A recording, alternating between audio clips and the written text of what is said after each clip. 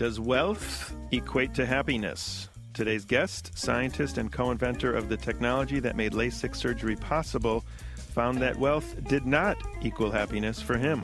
What can we as physicians learn from Dr. Bhaumik's story? Welcome to the ReachMD Book Club. My name is Dr. Larry Kaskel, your host, and my guest today is Dr. Manny Bhaumik, a world-renowned physicist and the co-inventor of the laser technology that made Lasik surgery possible. He is also author of the critically acclaimed Codename God, which has been a bestseller in the U.S. as well as in his native India.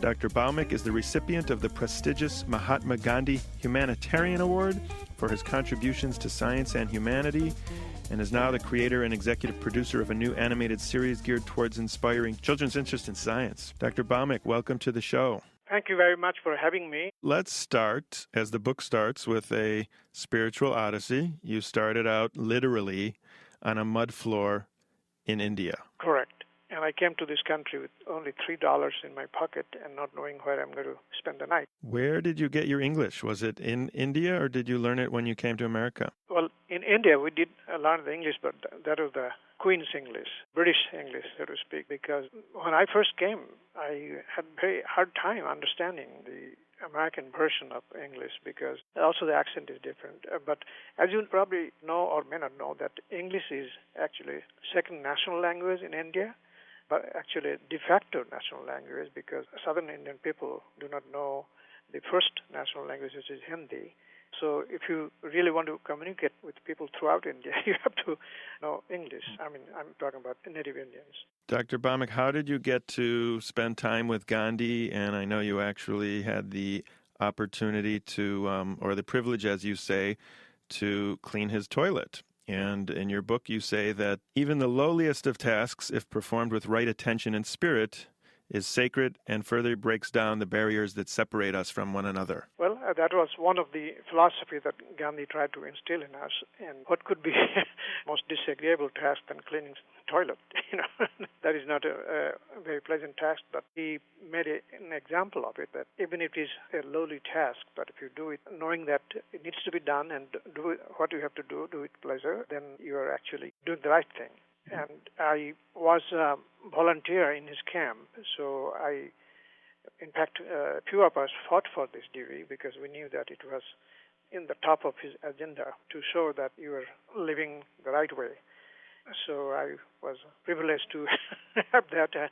Well, let's fast forward a little. Let's get into a time machine and move up about 30 years. You moved to America. You were a successful physicist. You developed different lasers, and you came into a large sum of money and were able to achieve your childhood dream of living in a castle on the hill in Bel Air. But once you got there, things started to change for you. Yes, as most people believe that once you have enough money, you're going to live happily ever after.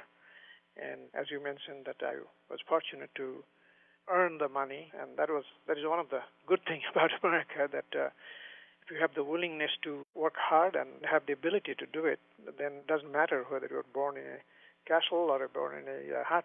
And so this is why if you open the border, this country will get filled in no time at all. That work ethics and the primacy of reward to those who work hard. You say in the book, if you are good at your work, all doors open. It doesn't matter whether you were born in a hut or in a chateau. Amen, yeah. What matters is what you produce. Yes. That is unique to this country. Undoubtedly, anybody would vouch for it who has gone through the experience. But what happened to me is that after having enough money to live happily ever after, that I could do whatever I wanted to do, jet set around or do whatever gave me pleasure, partying and so forth. But you would be sitting in these parties surrounded by the rich and famous, and they were soulless. I would say that not all of them. In fact, there were Norman Cousins and Ashley Montague and Eddie Albert, Eva Gabor, and got a few others. Did Jaja ever get jealous? No, she's a very different person than Eva. As you know, Zaza is a bipolar. So she had mood swings quite a bit. When people asked her, where did you meet him? And she would coyly say, in his bathtub, darling. Right, that's right. She was doing a commercial. Yeah. So what do you think she liked in you, Manny? Probably my sincerity, and she actually was, in spite of her TV portrayal of a dumb blonde, she was just the opposite, very sharp and culturally oriented. And she knew everybody in town here, and introduced me to Gregory Peck, Johnny Carson, Bruce Springsteen, and you name it. She knew them all. So I think that she liked the sincerity in me, and that I was educated. And she said that she never, as you probably know, she was married 7 times and divorced 7 times. But she never married somebody in her profession. She always married what she called civilians. We were 2 different persons, I guess. But we had a few things very much in common, and I really adored her. So when you were together, you were in a state of coherence. And excitement, too, because she represented the epitome of the classy things that you can think of. Well, so what happened to go from Eva Gabor to eating caviar with her and cruising around the world to meditating? What was the shift in you that occurred, or what was it that made you realize that something was definitely missing? I knew, as a physician, you would ask me that.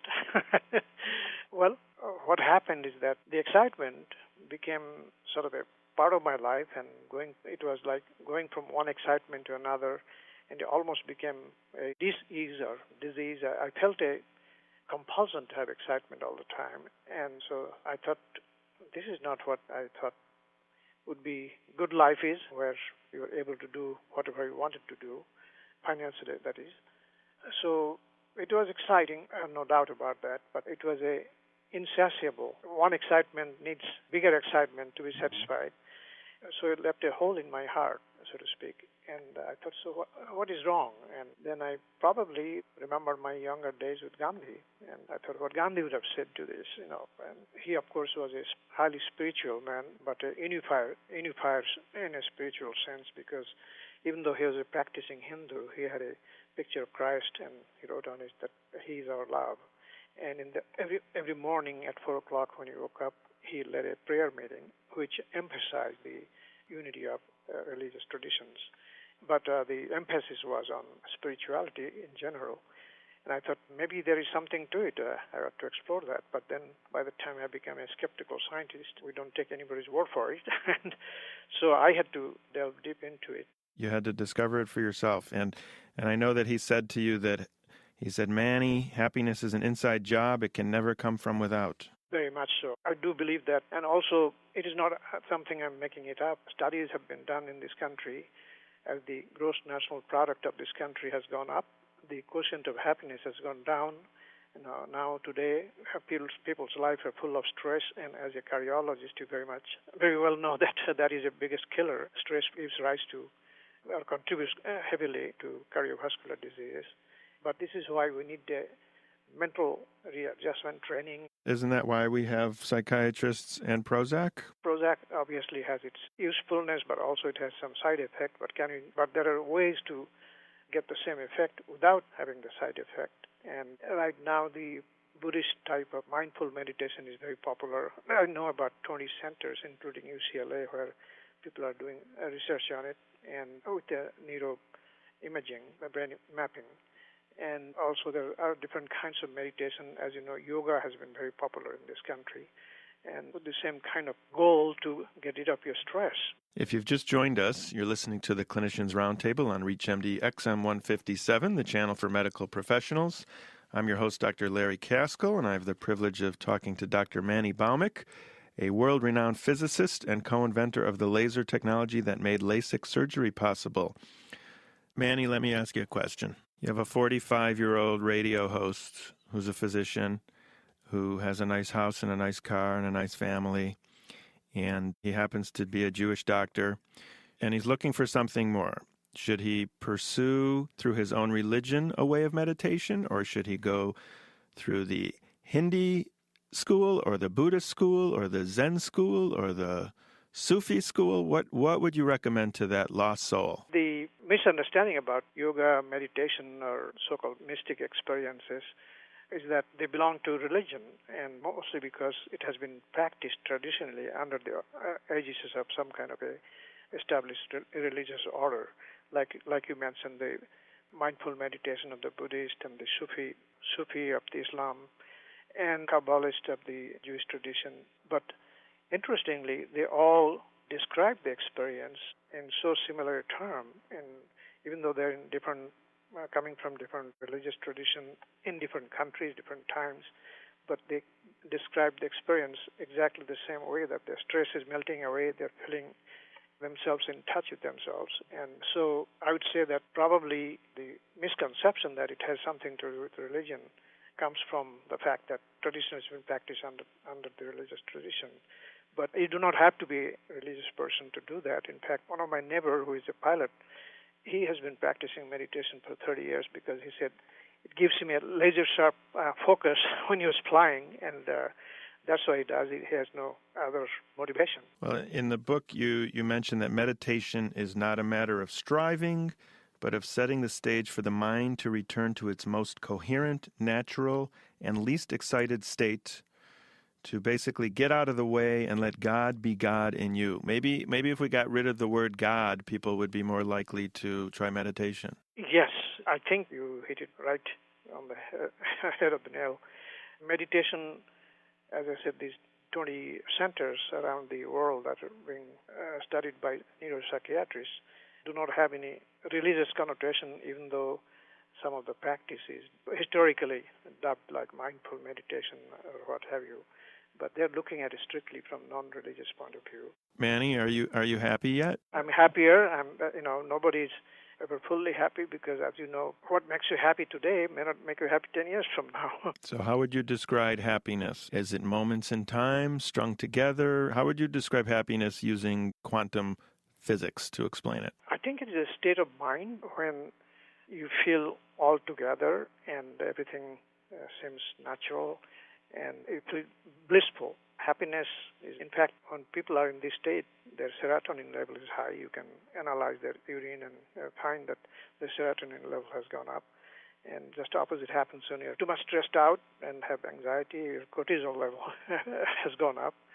So there's not only clinical evidence of the state of happiness, but mentally, you'll have no doubt about knowing when you're happy, do you? Well, Dr. Manny Bhaumik, author of the bestseller Codename God, thank you very much for coming on the ReachMD Book Club today. Thank you very much for having me. And again, the book is available pretty much everywhere. It's called Codename God.